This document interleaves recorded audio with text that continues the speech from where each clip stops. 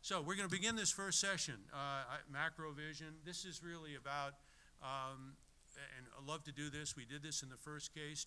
John Hagel, as I'm about to introduce in a second, was with us a couple of years ago. Jeff Jarvis has been with us. Vince Cerf, if you don't know who he is, who invented the internet truly and is Google's internet evangelist, spoke with us a couple times. We love to kick off with vision from people who do nothing but really think and study about this. They tend to come from Silicon Valley oftentimes, and that's good because it's provocative, and I think Silicon Valley brings certainly a new spirit to what we're doing and to this industry, and is helping us see where we could be going. I don't want to say more about that because John has got plenty to say, but John is also going to be joined by Jeff Peoples, many of you know from the industry, and yet Jeff has been spending a lot of time in Abundance 360 era, and I won't say more about that. But regarding John Hagel, John, thank you for coming back. Why don't you come on up, and while you do, let me just say, John has got degrees from Harvard in law and MBA and doctorates and written books, and he was with us a couple of years ago and wrote The Power of Pull. After that, we understood what was going on with consumerism. We named the next conference B2Me, not B2B, B2C, but B2Me, the empowerment of the consumer. And John doesn't even have any slides, so sit down and listen to a very exciting presentation from John Hagel, and really honored to have you back, John.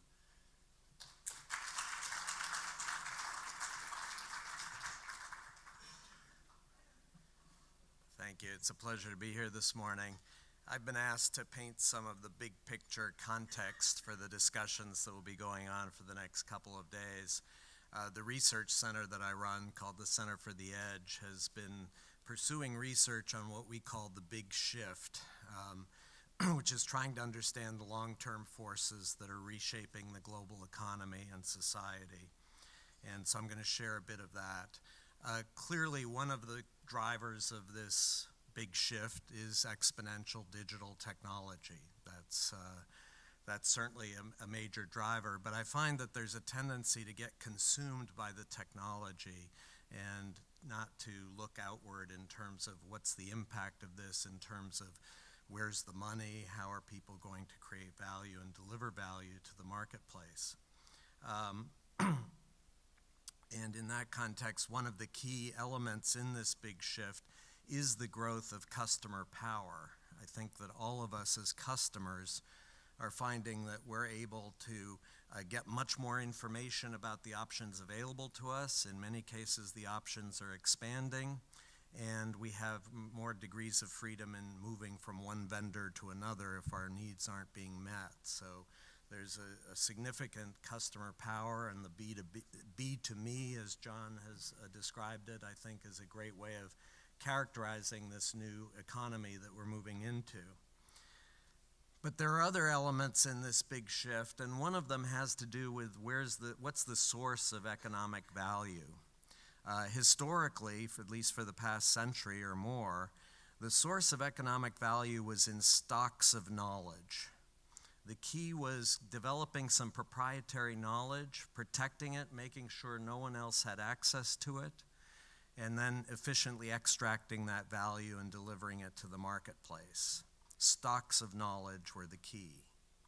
Our belief in this big shift that we're moving into is the source of economic value is going to shift from stocks to flows, and that those who will succeed in this new era are those who find ways to participate more effectively in a broader range of more diverse knowledge flows so that you can refresh your knowledge stocks at an accelerating rate. The problem with just focusing on knowledge stocks in a world of exponential change is that whatever you know today is going to become obsolete at an accelerating rate. So if you're not refreshing those knowledge stocks, you're going to be increasingly marginalized. And then another way of describing this big shift is in terms of how we mobilize resources. I think historically, again, the key to success in the large institutions that we all are aware of today grew up around a model of push. The way you mobilize resources is you develop a forecast or prediction of demand, and then you push all the relevant people and resources into the right place at the right time to meet that demand. Hugely successful, very efficient. The challenge in a world that's becoming more and more unpredictable and rapidly changing is forecasts and predictions are more challenging.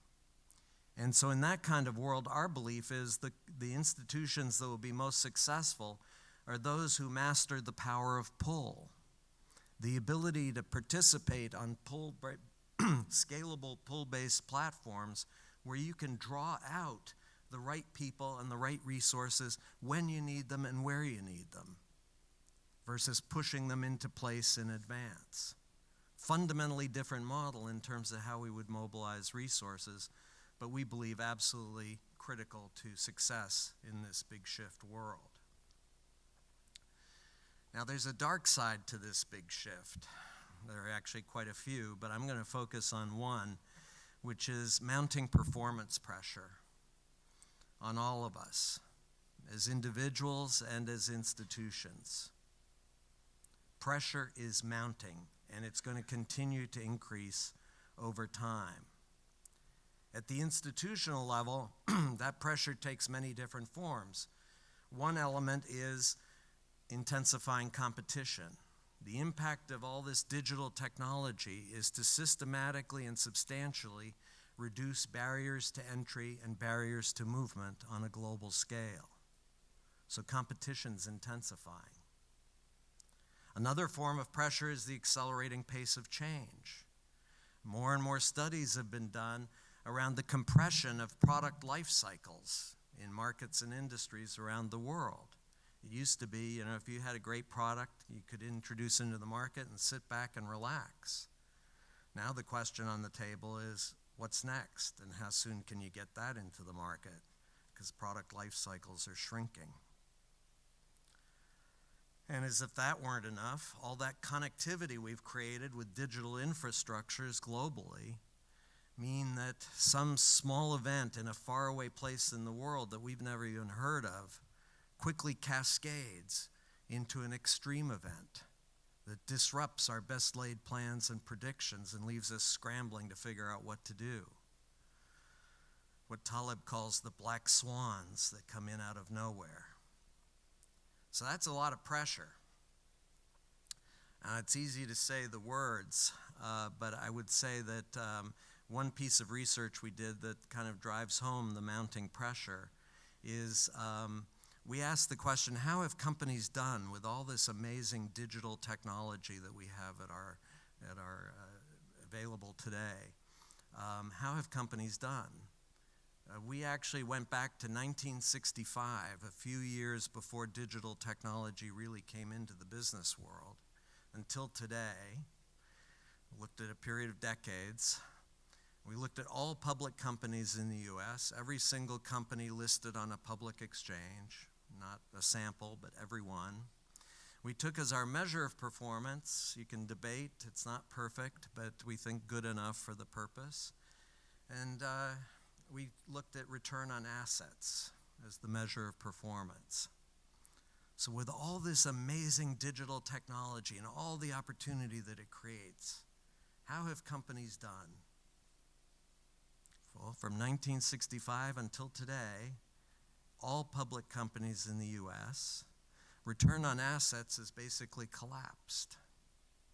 It's gone down by 75%. And it's been over a period of decades.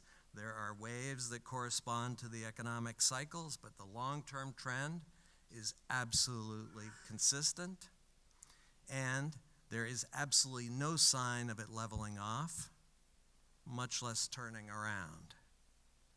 So if you want an indicator of mounting performance pressure and our increasing inability to respond to that pressure, we think that's a pretty good indicator. And it's not that we're not trying. We're trying very hard. We're squeezing as hard as we can. But at the most fundamental level, our belief is the problem, the challenge, is that we have a disconnect between the increasingly exponential world that we're confronting and the linear mindsets, practices, and institutions that we deploy against that exponential world. There's a disconnect, and you can squeeze as hard as you can, and you're still not going to solve the problem. Now, one of the things my career has been around business strategy, but I would say that over time I've become more and more convinced that the key to success and the key to impact is not strategy, it's psychology. If you don't understand the human beings and what motivate them, you're never going to accomplish anything. And I think one of the interesting things, if you look at it from a psychology viewpoint, we as human beings have a natural psychological reaction to mounting performance pressure. First of all, we tend to increase our perception of risk and diminish our perception of a reward. We become more risk averse. The second is we begin to shrink our time horizons. There's so much pressure going on today, I can't afford to think about the future. I'm just going to focus on today. And then as we focus on today, we fall into what economists call a zero-sum view of the world. If it's all about today, the resources are given. They're there. The only question on the table is who's going to get those resources. Is it going to be you or is it going to be me? It's a win-lose view of the world. And then, natural consequence of that is trust erodes. You know, you may seem like a really nice person, but I know at the end of the day, only one of us is going to get these resources, and I can't afford to trust you. So very dysfunctional psychological reactions to mounting performance pressure, but very natural as human beings. And I think in that context, as I look at institutions around the world and how they're responding to this mounting pressure, there are a set of natural reactions that are emerging. One is we tend to fall into a reactive approach to the world. We just sense and respond as quickly as we can to what's going on. That's the key to success. Just react quickly. In that context, we then have ourselves launching lots of initiatives because there is so much going on in the world. As soon as something happens, we launch an initiative there, another one over there, we launch an initiative over there, and before you know it, we have so many initiatives, we can't handle them. We've spread ourselves way too thinly across too many things. And all of those initiatives tend to be very incremental initiatives because we're so risk averse. We want to just do modest things in response to whatever's happening. So more and more incremental initiatives with less and less resource. Return on assets collapsing. I think in that context, the question is, what do we do about it? And given limited time, I can't go into all the answers, but I think a couple of things that I would highlight. One is a different approach to strategy. And here I'm very much inspired. I've been in Silicon Valley now for almost 40 years. And I've watched the most successful tech companies and how they pursue strategy. And it's very different from the way most traditional institutions pursue strategy. They have an approach, I call it the zoom out, zoom in approach. But basically it focuses on two time horizons. One time horizon is 10 to 20 years. And on that horizon, the questions are, what's our relevant market or industry going to look like 20 years from now, 10 to 20 years from now? And then what kind of company or institution do we need to be successful in that market or industry 10 to 20 years from now? That's the zoom out piece. The zoom in piece, very different horizon, 6 to 12 months. And on that horizon, the key questions are, what are the 2 or 3 initiatives, no more, 2 or 3, that we could pursue in the next 6 to 12 months that would have the greatest impact in accelerating our movement towards that longer-term destination? And then, do we have a critical mass of resource against those 2 or 3 initiatives in the next 6 to 12 months? And finally, what are the metrics we would use to measure performance, to measure success over those 6 to 12 months? 10 to 20 years, 6 to 12 months. What's the horizon that most traditional institutions use when they approach strategy? The 5-year plan. Year 1, year 2, year 3, year 4, year 5. That's our strategy. You look at these companies, they spend almost no time on 1 to 5 years. Their entire focus is 10 to 20 years or 6 to 12 months. And their belief is if they get those right, everything else will take care of itself. And I'll just highlight a couple of the reasons that I'm so interested in this approach. One is if you adopt a 5-year time horizon, I think it's pretty easy to convince yourself that 5 years from now, you're going to be pretty much the same company or institution that you are today. You know, there may be some modest changes on the margin, but, you know, I can convince myself it's pretty much the same. If I really understand the exponential forces that are changing this world, and you ask me what I'm going to be 10 to 20 years from now, and I answer, well, the same company that I am today, basically, maybe some changes, I'm going to say go back to the drawing board because you haven't figured out the meaning of exponential change. You're going to be fundamentally different. It takes people out of their comfort zone and forces them to challenge their most basic assumptions about who they are and what they need to be. And I think it also helps to force focus. Again, I mentioned that issue, the challenge we all as institutions face of spreading ourselves way too thinly. If you have a clear sense of direction of where the future is and force the discussion around what are the 2 or 3 initiatives in the next 6 to 12 months, now you have focus and a critical mass of resource against the initiatives that really make the biggest difference. That's powerful, and I would argue absolutely necessary if we're going to succeed in this exponential world. And I think at the end of the day, this kind of zoom out, zoom in strategy approach enables us to be more daring. And I think that's critical to success. There's another element, an opportunity area that I see in terms of addressing this mounting performance pressure, and it has to do with the white space that's out there. And I know that over the next couple of days, we're going to talk at length about platforms of all types. But in my experience, when we talk about platforms, the discussion quickly narrows to one type of platform. It's what I call an aggregation platform or a transaction platform, where the goal of the platform is to connect participants so they can do a transaction together, a buyer and a seller. Somebody looking for data connecting to the data they're looking for. But it's all about a short-term transaction. And I don't in any way want to diminish the value of those kinds of platforms. But there's a very different kind of platform that is available that is not being adequately addressed. And it's what I call mobilization and learning platforms, where the goal of the platform is to mobilize a large number of participants to achieve a common goal and to accelerate the learning of the participants as they participate together. That's a very different kind of platform, very different kinds of features and functions required for that kind of platform.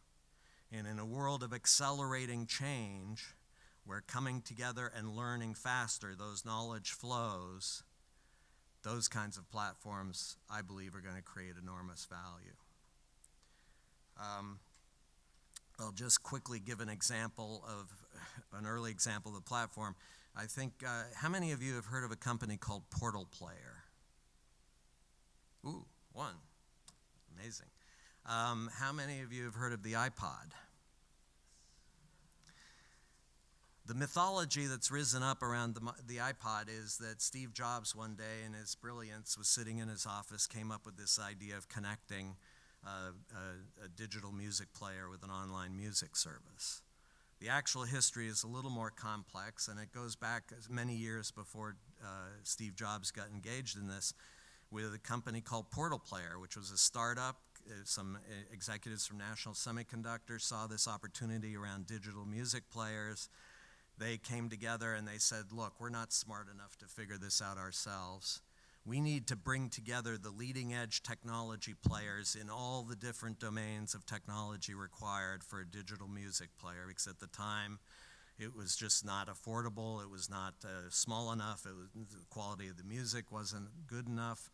And so they basically convened a network of technology players, many of them competitors with each other, and they said every 6 months we're going to release a new digital music player platform, and the best one of our participants in each of these categories will get embedded in that platform.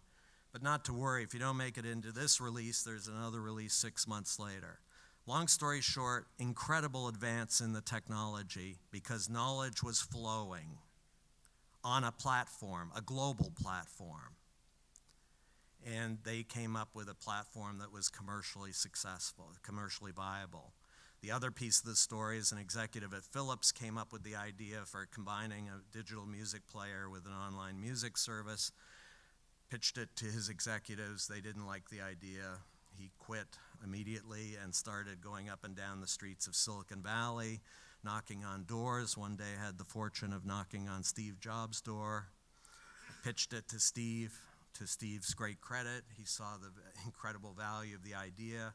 He offered to hire him that day, and he said, you have 9 months to come out with the first digital music player. And this guy, realizing that he couldn't possibly do that on his own, he remembered a meeting he had had with Portal Player. His first phone call was to Portal Player. But I think it just illustrates the potential power of a mobilization and learning platform to address some of the biggest challenges and opportunities we have in the marketplace today. So big opportunity. The final note I would just highlight is that as we talk about platforms, the one thing to realize, and I think this is particularly addressed to those who are risk averse, because I have many executives I deal with who say, wow, that platform idea is really interesting, but it hasn't been proven yet. I'm going to wait until somebody proves it, and then I'll come in as a fast follower. In the platform business, there are no fast followers. The first entrant to critical mass of participants wins the game. And so if you're just sitting on the sidelines waiting for somebody else to prove out the concept, good luck, because somebody else will get the concept and win the prize. Thank you very much. To move quickly along, we're going to bring Jeff Peoples up, and Jeff's got some comments. Jeff is an old friend of mine from our days in Massachusetts. Jeff, welcome. And Jeff is well known to this industry, having started in 1989. We published first electronic domestic in the mail business, and he created the first electronic DMM. And so he knows postal inside out and knows it from the details. But he's also got a lot of vision, and I just would like Jeff to share his perspective from that side to understand where we are for the Postal Service, but also as a devotee of Peter Diamandis and Abundance 360 and other Silicon Valley guys, friends of John's.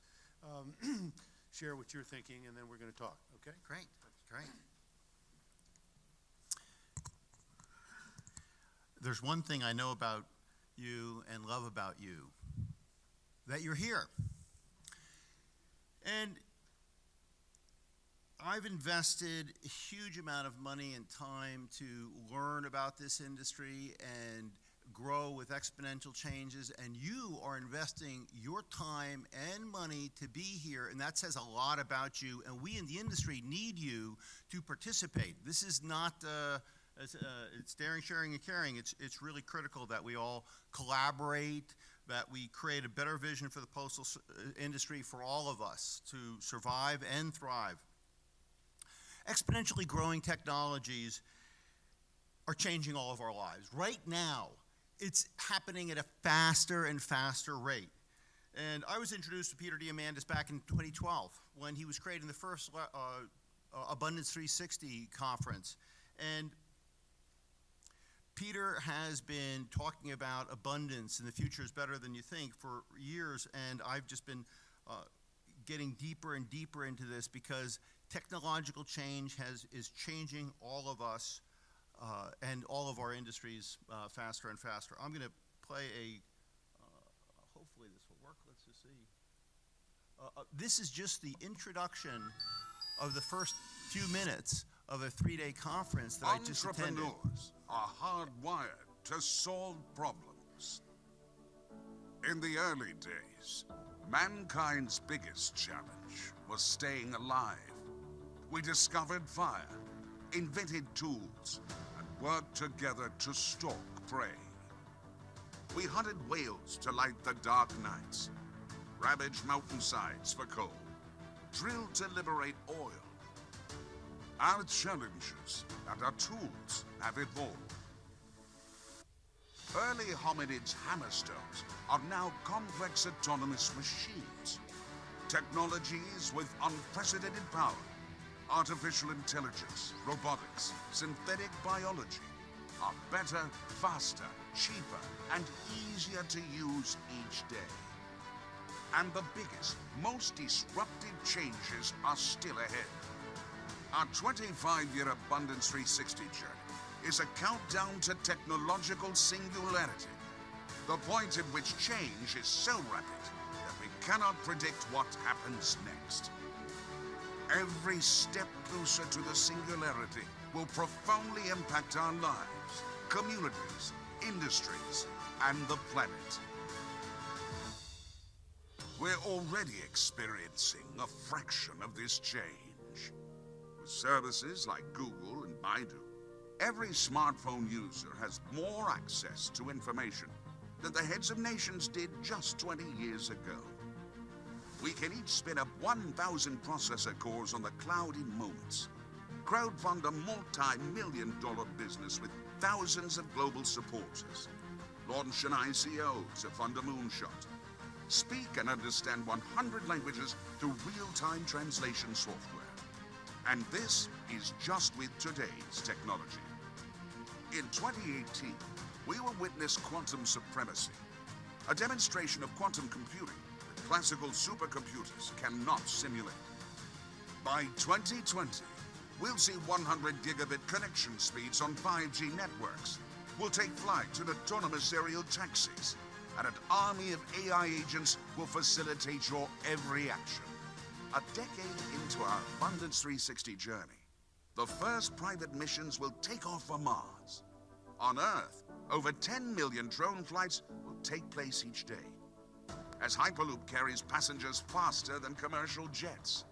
By 2028, car ownership is dead, and autonomous fleets of electric cars will chauffeur us to our destinations. Solar and wind now generate 100% of all new energy production, pricing below 1 cent per kilowatt hour. By 2032, AI will outperform human intelligence, and medical nanorobots will travel through our bloodstream, curing cancer. Finally, by 2036, we'll have connected the human cortex to the cloud, and everyday life will be nearly unrecognizable to those of us here in 2018.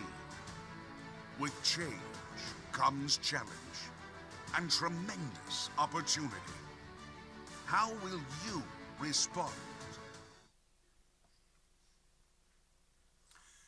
So, thanks to those of the folks, Marissa Brassford and Peter Diamandis, who nicely gave me that presentation. And this is something that I've been studying for years, and I will tell you that it's very difficult for us to use our wetware to think anything but local and linearly.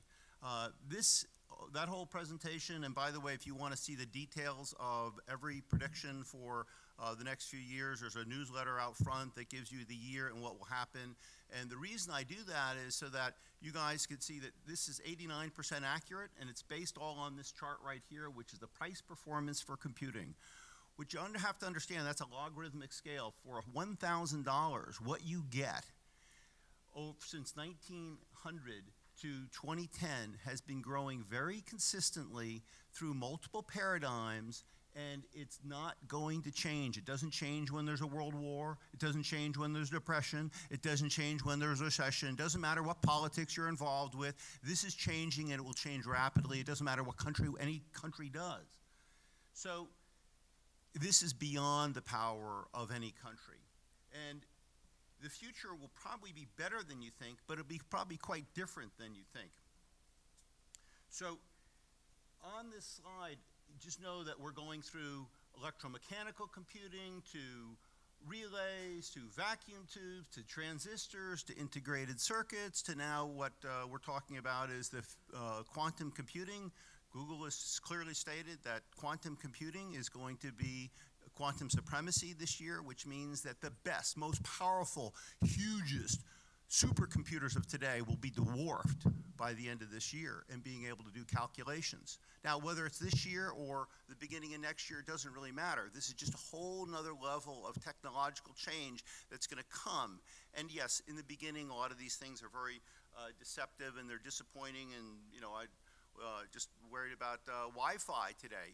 I understand that there are a lot of problems, but we are going to be seeing that change is happening, and the singularity that we talk about is when change is happening so rapidly that we actually can't predict the future. It's happening, as John had fantastic slides and fantastic presentations, that we're all going to have to figure out ways that we can shift everything that is possibly done better by computers, or what could be done better by computers within the next 6 months or 12 months, to being able to do it by computers, because human labor keeps going up in price and the price performance of computing keeps going down.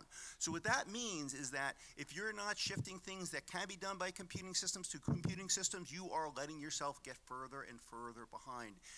And you're also not allowing people to step up to what I call their next level of greatness. Because if you allow people to do things that can be done better by machines, you're not actually giving them the time and money freedom to be able to evolve themselves. So what I'm looking to do is make it so that people can evolve and get to your next level, because you'll never do it if you're doing things that can be done better by machines. So really, on your companies, in every place you can, move things. And as John just said, you got to look out for 6 months or a year what can be done, because it'll take you a little bit of time to move these systems over. So it is all about daring, sharing, caring. How can we evolve so that we are doing what we can do best? Humans do things like collaborate. We care. Computing systems don't care. So as we can evolve and get things to computing systems so we have that time and money freedom, we can do what we can do best. So buckle up and get ready to participate in the ride of our lives, because exponential change is here now. Thank you. A lot of words keep coming up here in this space, and it does, it has a tendency to give you a little bit of motion sickness, I think, when we think about exponential. It's a big term, but we see it's true. I mean, it's just Moore's law is proven itself out more and more, wasn't it? With every 18 months, another quantum leap, I guess. I don't know the numbers, but so we know that's happening, and I'm taken by John, your comments about how it sounds like you believe that successful companies or institutions would be best to look out 10 to 20 years and then create their 6 month. That was interesting. I haven't heard about that, and it resonates with me, because in fact, unfortunately, you won't be with us Thursday, but at the end of all of this, we'll be talking about where we think the ecosystem ought to be in 2030 and beyond. And because we do believe, I believe, you have to have that kind of vision and imagination, we call the session Imagine, to really try to think about where we want to be and then begin to think about how you're going to get there. You can't just put one foot in front of the other without knowing where you're going, right?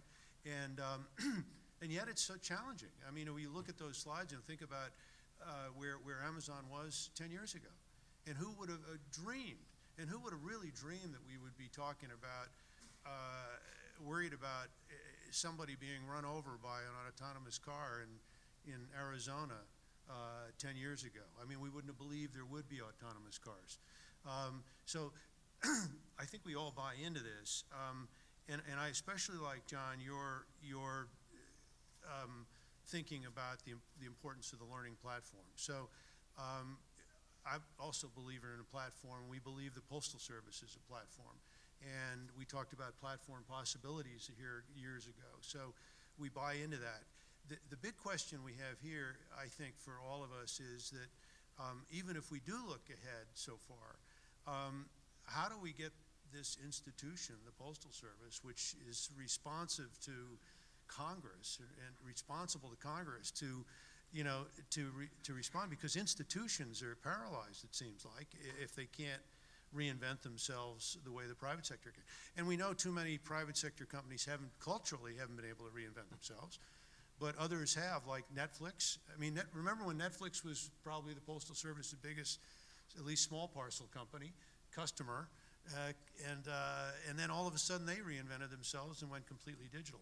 I'd love to talk about this and think about it, but I just wanted to ask you some more about your vision about learning platform and how can we as an ecosystem share this learning with an institution, not only like the Postal Service, but with our government and to make change. Do you have any ideas about that?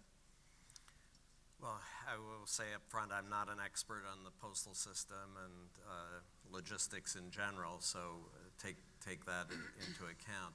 I think that in terms of just the concept of learning platforms and the opportunity around that, one key theme in the work we've done around this is we've looked at not only at the successes in platform businesses, but also the failures. And probably the biggest driver of failure in a platform business is trying to do too much too quickly.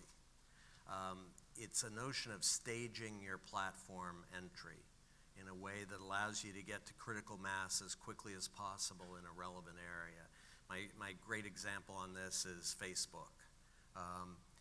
They staged, it wasn't deliberate, it was more accidental, but their entry into the platform business was staged. It started with one college campus, Harvard University. And then it went to all elite universities, then all universities, then all students, then everyone. But it was staged so that they could get to critical mass as quickly as possible. It was relatively easy if you were just trying to get to critical mass at the Harvard University campus. So staging in that way, I think, is critical. And it also helps address the issue because, at one level, any kind of platform business over time is going to require massive investment. But if you're staging, you can do with relatively modest investment, you can get to a relevant critical mass and demonstrate the impact that then gives you the opportunity to extend out. So my advice to large institutions is start, as we call it, on the edge, find a very targeted, unmet need out there that a learning platform could address, but be very modest in terms of the relevant participants you're trying to reach. Get them on board as quickly as you can, demonstrate impact, and then get the funding and the support to scale that. I one other, Jeff, you may have a question, but I just want to follow up, John, on your comments and something new there. Your data about the decline in the return on assets was, wow, amazing, 75%. And does that tell us that that's not the measurement we should be worried about anymore? Because we've known that asset-heavy businesses have a hard time moving beyond the assets or trying to justify the investment in their assets, right? And a lot of these new businesses have been asset light. I mean, is that the new model? And if it is, what do we do with an institution like the Postal Service, which is inherently asset heavy because of its history?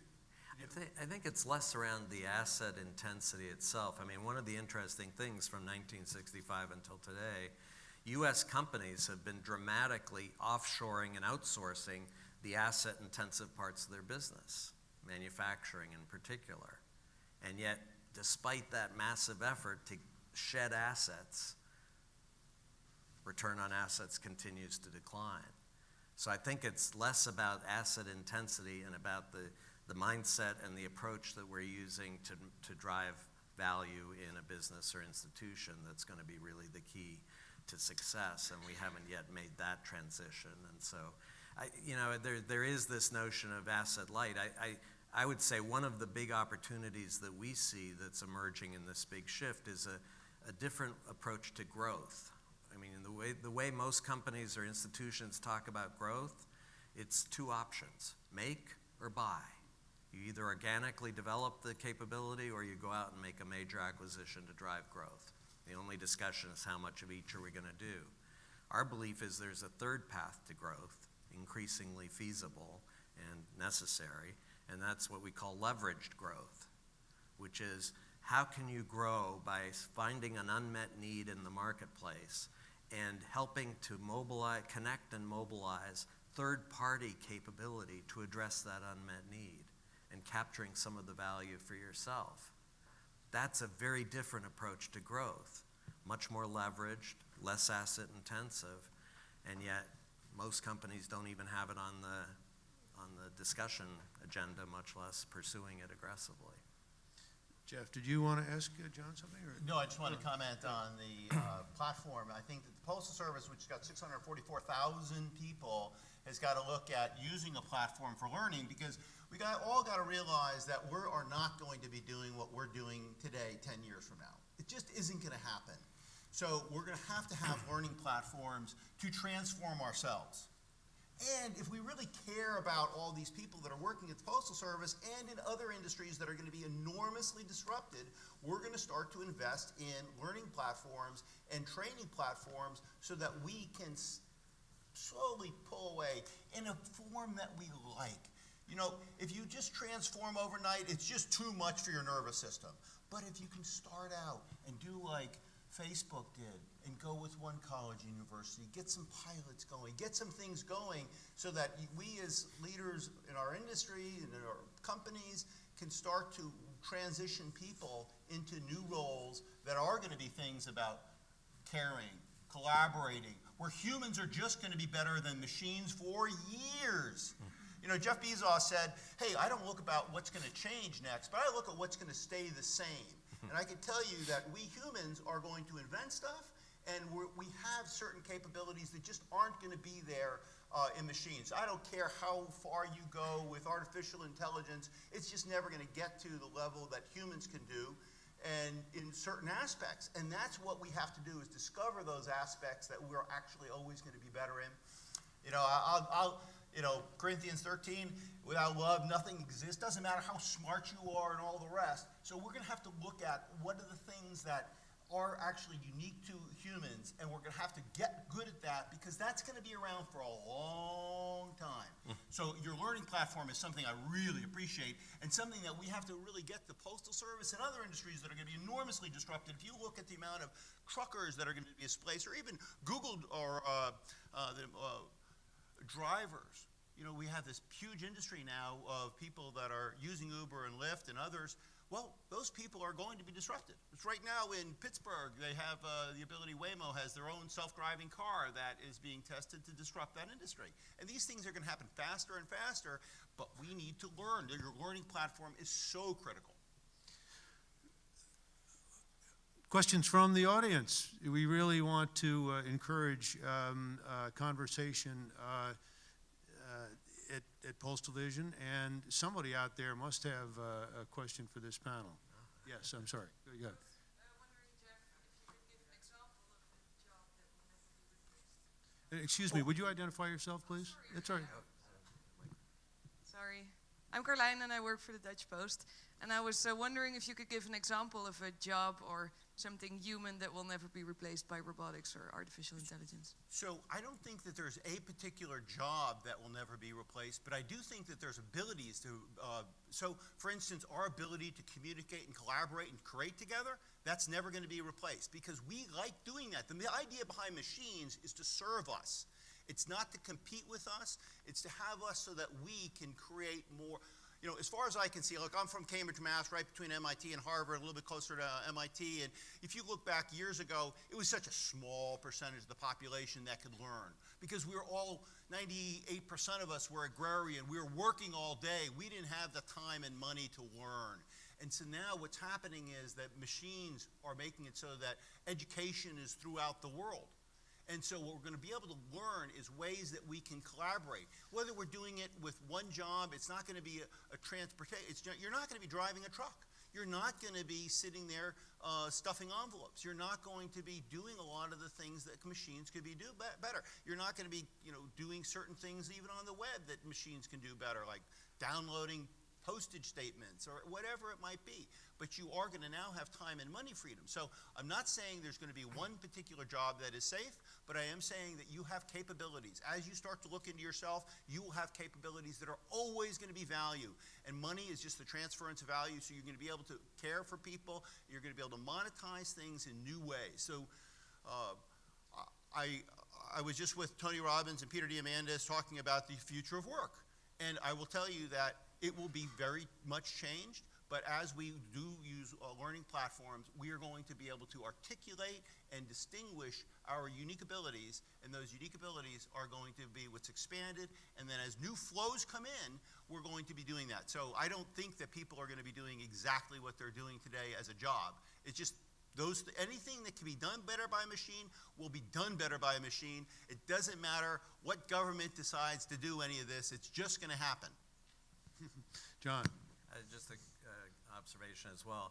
I actually gave a talk on how robots can restore our humanity, which addresses the notion that the way we've defined work in most of our institutions today, it's tightly specified tasks, highly standardized tasks, tightly integrated tasks. That's what work is in virtually every job in large institutions today. Machines can do that kind of work much better than we humans can. Let them take that work. And the opportunity, rather than just getting rid of the workers, is to redefine the work and focus them on problem solving and opportunity identification and cultivating the capabilities of curiosity, imagination, creativity, emotional intelligence, social intelligence. That's the essence of problem solving and opportunity identification. And suddenly now you've got workers focusing on creating value for the institution rather than just efficiently doing the tasks that have already been specified. Fundamental opportunity both for institutions and for the workers. Other questions, comments from the audience? Or are we all just dazzled? I see Elmar, excuse me, out there. One second, please. Oh, no, you have to, no, go ahead here. You mind, Elmar? No, you've got the mic here. Let's go right here. Thank you. And who are you, please? Hello, it's Azur Hussain from Hanha Parcel Life. I'm brand new to this industry, complete outsider. It's only getting to know people here in other parts of the world. And I've been to a number of these conferences and heard these kind of sentiments that you've expressed today, and thank you for that. And my experience has been that one of the challenges, at least I've seen coming from the outside, is the real change.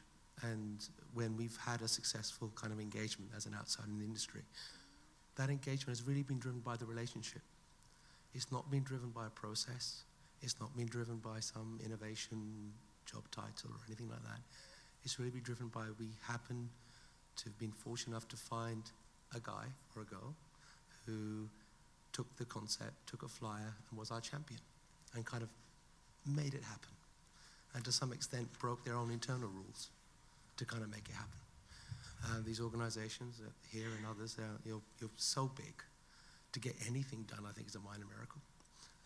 But one of the questions I like to ask is I think one of the challenges you have is, or we have, industry has, is the kind of people that we've attracted traditionally, who have risen up through the ranks, who now have budgetary control, who now have the power to green light something at any kind of scale, really. I'm not sure if they are always optimized to adapt to new ideas. And perhaps that's, before we talk about any of this AI stuff and robots and this and that, all sounds great. It seems to me there's a blocker before then, which is maybe us or the people who are in that position. I don't have a question. It was an observation, I guess. What you speak about is true. I mean, I don't know how many of you have actually tried to change yourself, whether it's your diet or your lifestyle or something like that. It's tough, okay? I mean, to get outside of my comfort zone, I take a cold shower in the morning. I hate it every morning. I took one this morning. I hate it. But it does get me outside of my comfort zone, and it's a discipline to try and get me to think a little bit differently, to realize that sometimes you put in a little bit something in the beginning so that you can have a long-term value out of it. And you're right that we have people that have habits for years and years and years. And we have habits. Let's be honest. We all have habits. And so we can't just complain about the leaders that have been doing things a particular way. I would say, as Gandhi said, be the change you want to make. And then as you do that, you're going to be leading others. And you people will say, oh, in those relationships you have, you're going to be seeing people say, oh, yeah, he changed a little bit. Maybe I can change. And that's really what it's going to come down to, because we've just got to care for each other at a greater level. And part of that is leadership. It's like, one of my son just graduated from Columbia. He's working on Wall Street, and it just really, just very, very proud of him. One of the things he said to me, which is so dear, he says, oh, Dad, you go out and learn things and bring them back to us. And that's more the future. It's not about going out and killing a lamb or a boom, whatever it is, and bringing it back. It's coming back with ideas and actually integrating them into your life so you become a leader for them. And that is value creation. That's caring. So those are the kinds of things. Now, I don't think that you're necessarily going to say this is the formula, this is the AI that's going to change your boss or the leader of whatever it is. But as those things change, as you change, and as we as teams change, people will get it, and they will adapt, and they will see it. Especially the people that are further away from, they're more fearful of change. They will see that there's a way that they can do it and survive. And, that's part of the caring. Part of the caring for those people that, by the way, they're leaders, they got to the head of those organizations, the ones that you're complaining or concerned about that aren't going to be able to do the changes, well, care for them too. And by the way, you can do that by going to conferences like this, taking an idea, implementing that idea. They'll see it. Maybe if they even think it's their idea, that's okay. But you know that you were part of it. It's just like, wasn't that a fantastic story about Steve Jobs? I'd never heard that before, okay? Because there's all sorts of myths in our industry and all over the world. And that's okay. Steve Jobs didn't do it all, but you could be that change. As Ronald Reagan said, you don't have, as long as you're open to being that which is not getting the credit for it, you can do a lot more value creation. So create the value. Be the leader in your, whatever it is, small or big organization, and you will make a big difference. Okay, brother. Sorry about that. I got on a roll about this. Elmar, I think we're in the best time to live ever. Yeah, this is great. Elmar, you had a question. Would you give the mic, please, to Elmar? Elmar Toime, who needs no introduction, sort of. Yeah. Thanks. I guess it's on a somewhat similar theme, but I did want to be a bit more practical in relation to our topic here, which is postal vision. So firstly, I've got a lot of sympathy with that zoom out, zoom in approach that you have. I really share your view after many years being a manager about strategy and the value of strategy. And I would not have a strategy manager in my organization. However, when you talked about the freedom to do that, you haven't mentioned the stakeholders. You haven't mentioned the stakeholders in our particular industry, and indeed any industry. So if you're sitting there in a listed company, you've got analysts looking at your quarterly results. If you're here in the Post, not only have you got that vision, you've got the stakeholders of the unions, and especially of Congress. Tell us how to do the zoom in and zoom out when you've got a Congress writing legislation based on 100 years of history and zero input of the future. It's a great question. I'll answer it in the context of companies because I'm more familiar with them. One of the big pushbacks I get from companies is, John, come on, we're prisoners of Wall Street. They're looking at quarterly performance, and if we miss by a couple of points, we're fired, and so don't distract me with this future stuff. I'm just focused on today.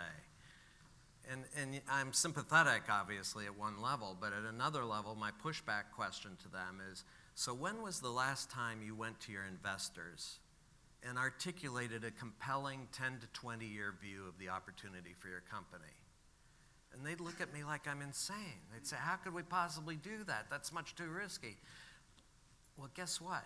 If you don't do that, what do investors have to measure you on? Short-term performance.